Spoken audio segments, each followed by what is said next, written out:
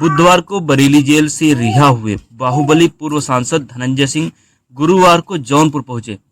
धनंजय सिंह का इंतजार कर रहे उनके समर्थकों ने ढोल नगारे बजाकर पटाखे फोड़कर उनका जोरदार स्वागत किया।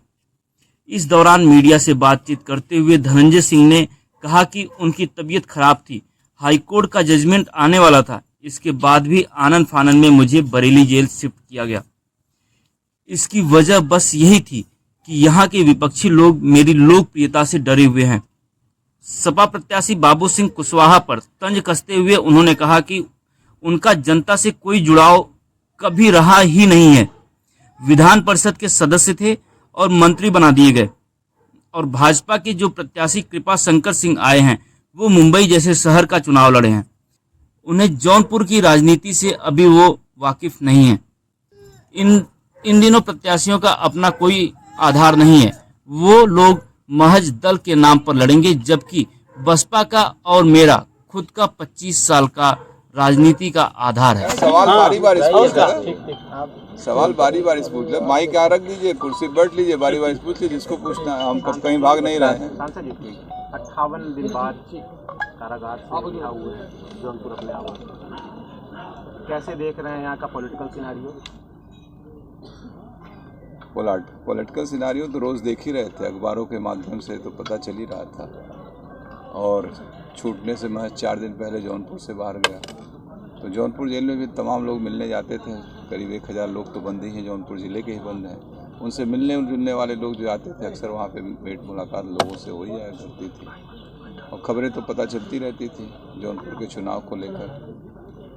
और जिस तरीके से हमारे खिलाफ घेराबंदी की गई थी ताकि हम चुनाव से दूर रहें, पहले तो पार्टिसिपेशन के बाद फिर हम आगे भाग ही न ले सकें। हमारी पत्नी को बहुजन समाज पार्टी ने यहाँ से प्रत्याशी बनाया, बहन मायावती जी ने, तो उसमें इन लोगों की मंशा थी कि हम उस चुनाव में सम्मिलित न हो पाएँ।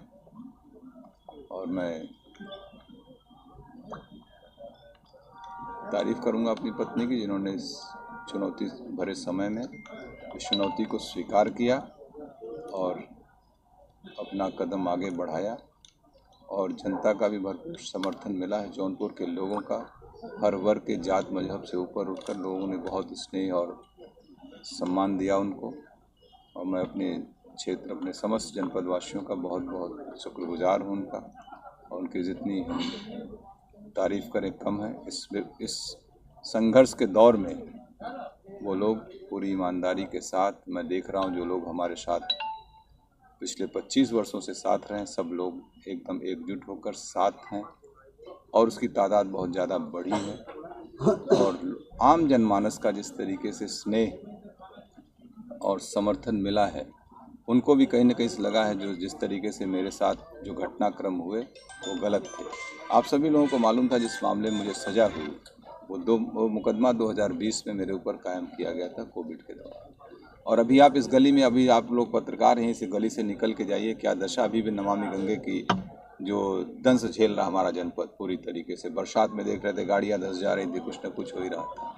तो अगर ऐसे मुद्दों को उठाना, वो मुद्दा विधान परिषद की कमेटी में भी उठा हुआ है, और उसकी जाँच हुई, DM की वहाँ उसकी एडवर्स रिपोर्ट भी है उसकी। और उस वैसे मुद्दे को उठाना, क्या लोकतंत्र में विपक्ष की कोई भूमिका नहीं है? सत्ता पक्ष के लोग इतने ज़्यादा वो निरंकुश हो गए हैं कि लोकतंत्र में विपक्ष की भूमिका खत्म कर देंगे। इसका जवाब जनता देगी इस बार। कैसे देख रहे हैं अब जो चुनावी समीकरण यहाँ पर है? कल आपका एक बयान आया सत्तारूढ़ दल को लेकर के, बिना नाम लिए आपने कहा साजिशों का जो दौर जिस तरह से आपके समर्थक बात करते हैं, तो वो क्या है? ऐसा क्या है धनंजय सिंह में कि सभी चाहते हैं कि वो सलाखों के पीछे रहे? ऐसे बयान भी आते हैं।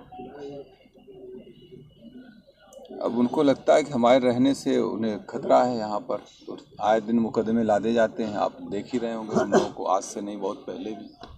अब 2002-03 में भी हमारे ऊपर तमाम मुकदमे लादे गए थे। जब मैं विधायक था, कम से कम मुझे लगता है कि 1-1.5 महीने के अंदर ही 10-12 मुकदमे कायम कर दिए गए थे उस समय की तत्कालीन सरकार से समर्थन वापसी लेने पे। तो ये तो सिलसिला चलता रहता है राजनीति में, लेकिन हम लोग इससे क्या पैर पीछे कर लें? क्या लोकतंत्र में अपनी बात कहना भी गुनाह है? मैं बेबाकी से जनता के मुद्दों को हमेशा उठाता रहा हूँ, उठाता रहूँगा, सदन पे, सड़क पे। इसके लिए जो भी खामियाजा भुगतना पड़े मैं उसके लिए तैयार हूँ। श्रीकला जी पहली बार लोकसभा का चुनाव लड़ रहे हैं, उनके सामने जो दो अन्य उम्मीदवार हैं वो बड़े ओहदे के नेता रहे, चाहे भाजपा के उम्मीदवार की बात की जाए चाहे सपा के उम्मीदवार। ऐसे ना, सब एक चीज़ हम भी बताएं आपको, राजनीति में श्रीकला जी भी पिछले 3 वर्षों से जिला पंचायत अध्यक्ष के रूप में यहाँ काम कर रहे हैं और मुझे लग रहा है अच्छा ही काम उनका चल रहा है क्षेत्र में। आप लोग जिला पंचायतों को पहले भी देखे होंगे, आप भी देख रहे होंगे, आप उसका मूल्यांकन कर लीजिए। और रही बात जो लोग भी प्रत्याशी लड़ रहे हैं, एक व्यक्ति का तो समाजवादी पार्टी के प्रत्याशी का तो जनता से कोई जुड़ाव नहीं रहा है, जनता के चुनाव से उसका उनका कोई मतलब नहीं रहा है। वो विधान परिषद के सदस्य रहे हैं, उसके बाद उन्होंने मंत्री बन गए, और दूसरे जो आए हुए बम्बई की राजनीति से आए हैं। शहर की राजनीति 2-3 किलोमीटर की राजनीति होती है, अभी जौनपुर की बड़ी राजनीति है। 100 किलोमीटर एक छोर से दूसरे छोर, जंघई से चलेंगे तो सूरापुर तक 100 किलोमीटर की यात्रा तय करनी पड़ेगी, तब राजनीति को समझ में आएगा। और दोनों के राजनीति में सामंजस्य बना पाना बहुत कठिन काम है, वो सामने दिखेगा। सब लोग अपने अपने, जहाँ तक आप कैंडिडेट की बात कर रहे हैं, मैं कैंडिडेट की बात कर रहा हूँ, जो भी लोग लड़ेंगे चुनाव सामने, ये दल के नाम पे ही जितना लड़ पाएंगे, अपना कोई आधार नहीं है। हाथी क्या रखता है? हाथी का अपना आधार है, बहुजन समाज पार्टी का एक अपना आधार है, और इस जिले की राजनीति 25 साल से एक हमारा भी आधार है। हमको हाथी से ज़्यादा फायदा होगा, लेकिन हमारे समर्थकों से भी हाथी को फायदा होगा यहाँ पर।